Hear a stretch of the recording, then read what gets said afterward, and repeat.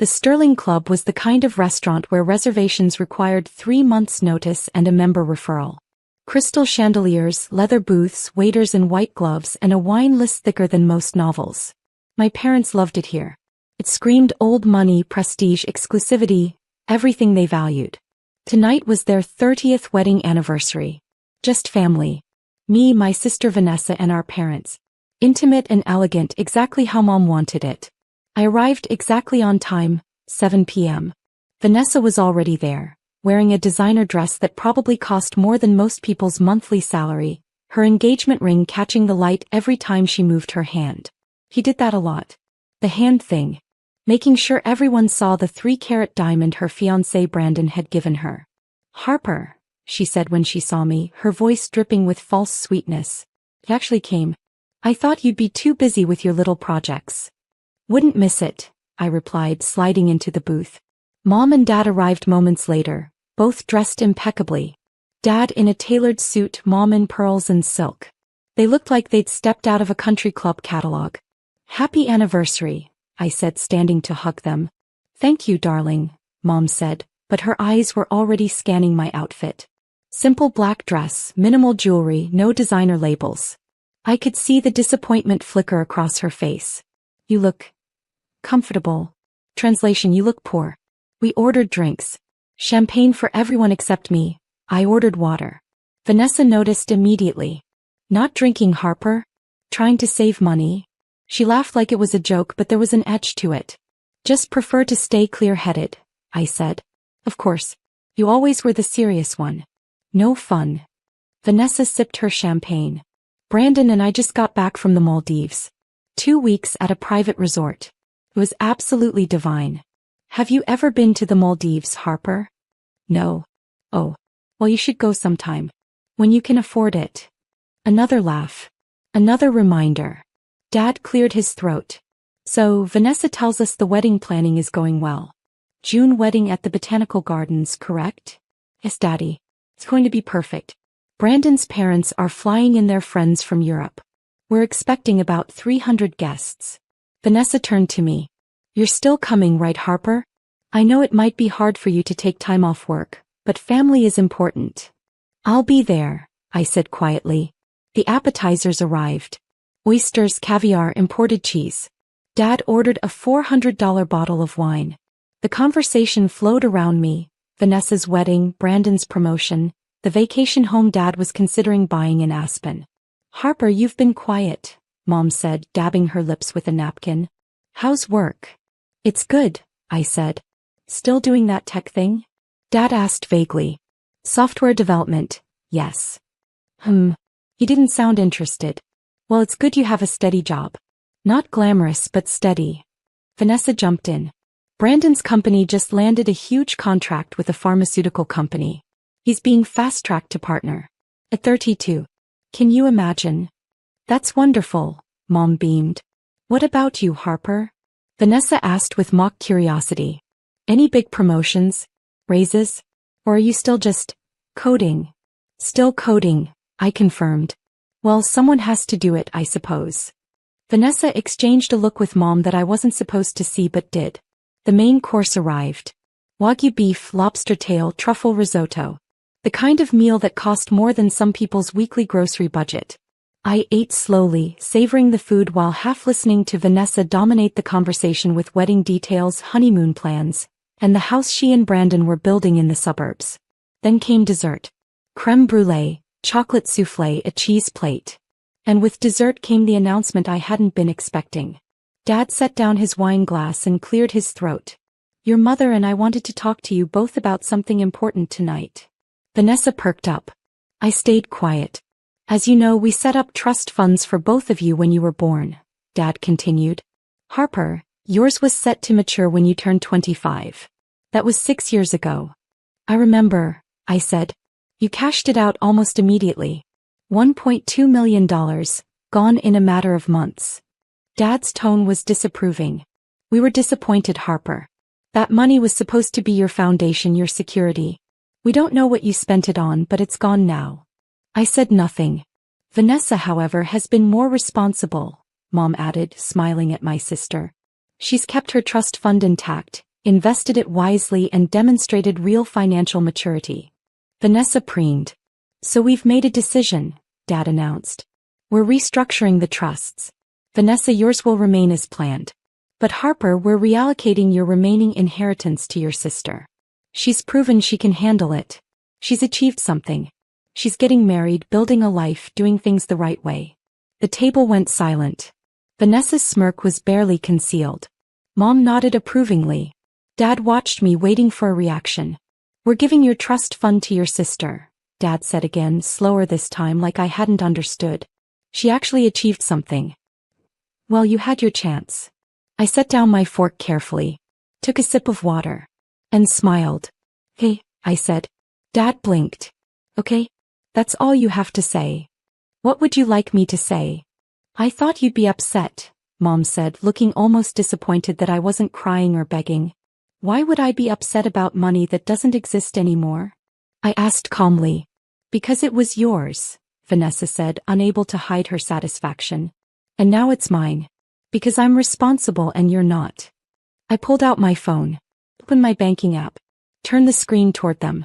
I'm not upset because this is my actual bank account. 3 faces leaned in to look.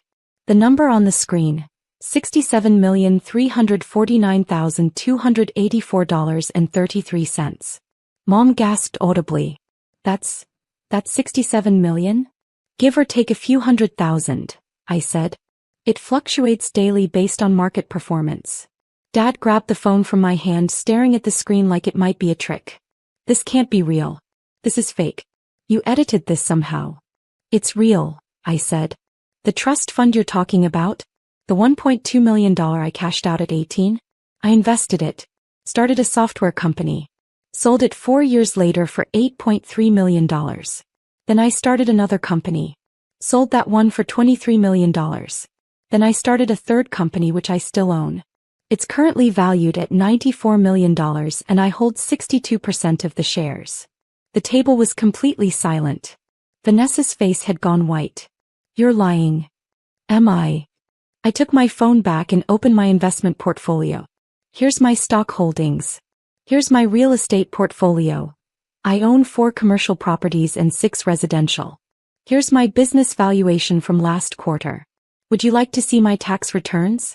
I paid $8.2 million in taxes last year. Why didn't you tell us? Mom whispered, her hand at her throat. I tried, I said simply. Multiple times. 4 years ago when I sold my first company, I invited you to dinner to celebrate. Dad, you said you were busy with a golf tournament. Mom, you said you had a charity luncheon.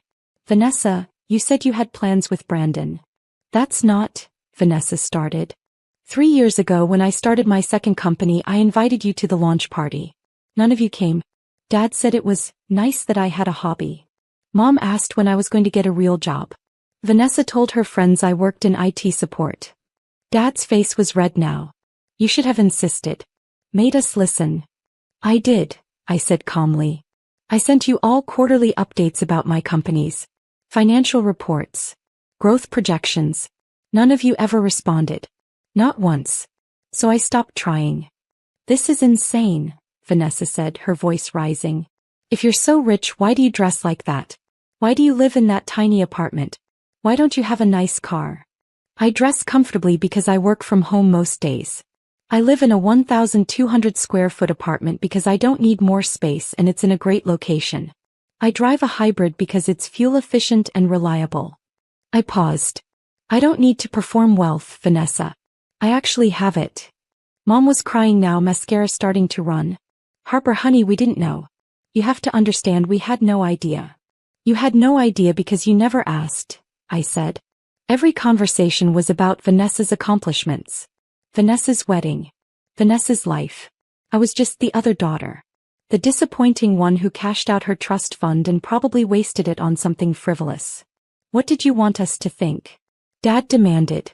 You took $1.2 million and disappeared with it. I invested it, I said firmly. And I tripled it within 6 years. Then I turned that into tens of millions. I built 3 successful companies. I employ 87 people. I pay their healthcare, their retirement, their salaries. I've created something real and sustainable. But none of that mattered to you because I didn't do it the way you expected. Vanessa found her voice again, sharp and defensive. So what, you're just going to sit there and make us feel bad? Rub your money in our faces. No, I said. I'm going to tell you something you need to hear. That trust fund you're giving to Vanessa? The one you think I wasted? I stopped caring about it the moment I realized I could build something bigger on my own. I don't need your money. I never did. I just needed you to see me. We do see you, Mom said desperately. No, you don't. You see what I'm showing you right now because it's undeniable. But you've never seen me. You've never asked about my work, my goals, my life. You decided I was the unsuccessful daughter and never questioned it. Dad leaned back in the booth looking 10 years older suddenly. I don't know what to say. There's nothing to say, Dad. You made your decision. Give Vanessa my trust fund. He's welcome to it. I have everything I need. I picked up my water glass. But there's something else you should know. They all stared at me. That trust fund you're reallocating? The one still in the family accounts. I've been managing your entire investment portfolio for the last 3 years. Mom's eyes went wide. What? Remember when you said your financial advisor retired and the firm assigned you a new one? That was me. Well, my company. Baker Financial Management. I bought the firm 2 years ago specifically because they managed your accounts. I wanted to make sure you were taken care of. You've been managing our money? Dad's voice was hoarse. Yes. Your retirement accounts, your investments, everything. The returns you've seen over the last 3 years? That was my strategy. Your portfolio value has increased by 47% since I took over. You're about to retire very comfortably because of investments I made on your behalf. Vanessa looked like she might be sick. Why would you do that? Because regardless of how you see me, you're still my family, I said. I wanted to make sure you were secure. That Mom and Dad could retire without worry. That their money worked for them. Harper. Mom reached for my hand but I pulled back gently. I need you to understand something, I said. I don't need your approval anymore. I don't need your validation. I built my success without your support and I'll continue to build it regardless of whether you ever acknowledge it. But I wanted you to know on your anniversary that the daughter you dismissed has been taking care of you this whole time. I stood up, pulling my coat from the back of the booth. Where are you going? Dad asked. Home. I have a board meeting in the morning. We're finalizing a merger that's going to expand my company into 3 new markets. I placed my napkin on the table. Dinner was lovely. Happy anniversary. Harper, please, Mom begged. We need to talk about this. We need to. No, we don't, I said gently. You made it very clear tonight where I stand in this family. You were prepared to give away my inheritance without even talking to me about it first. You announced it like it was a done deal, like I had no say, like I didn't matter. That tells me everything I need to know. We made a mistake, Dad said, standing up. A terrible mistake. Please sit back down. Let's talk. We've been talking for 31 years, Dad. You just haven't been listening. I picked up my phone. For what it's worth, Vanessa, congratulations on your wedding. I hope you and Brandon are very happy together. And enjoy the trust fund. Consider it a wedding gift. I don't want it now, Vanessa said quietly, tears streaming down her face. Not like this. Too late, I said. You were perfectly happy to take it 5 minutes ago when you thought I was broke. Nothing's changed except what you know about me. And that says everything. I walked toward the exit of the Sterling Club. Behind me, I heard Mom crying, Dad calling my name, Vanessa saying something I couldn't quite hear. But I didn't turn around. The valet brought my car around.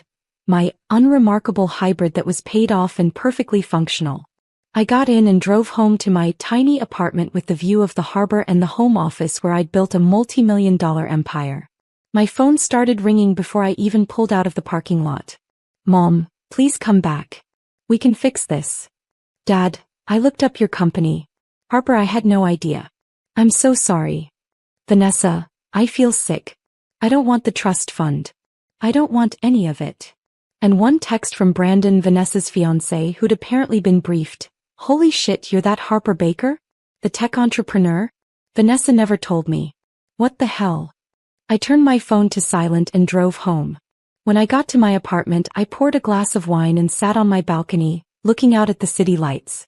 Somewhere out there, my family was probably still at the Sterling Club, trying to process what had just happened. Trying to reconcile the daughter they'd dismissed with the woman who'd been quietly succeeding beyond their wildest expectations. My phone buzzed with a call. Not my family this time. My CFO. Harper, the Morgan deal just closed. We're officially expanding to the West Coast. Congratulations, boss. Thanks, David. Good work. Are you okay? You sound off. Family dinner, I said. Say no more. He paused. For what it's worth, you've built something incredible here. Don't let anyone make you forget that. I won't, I promised. After I hung up, I looked at the messages flooding my phone. 23 from Mom. 15 from Dad. 37 from Vanessa. All of them desperate. All of them apologetic. All of them suddenly seeing me for the first time. But here's the thing about finally being seen. Sometimes it comes too late. Sometimes people only value you when they realize what you're worth. And that's not love. That's not respect. That's just recognition of utility. I'd spent 31 years trying to earn their approval. Trying to prove I was enough. And I'd done it.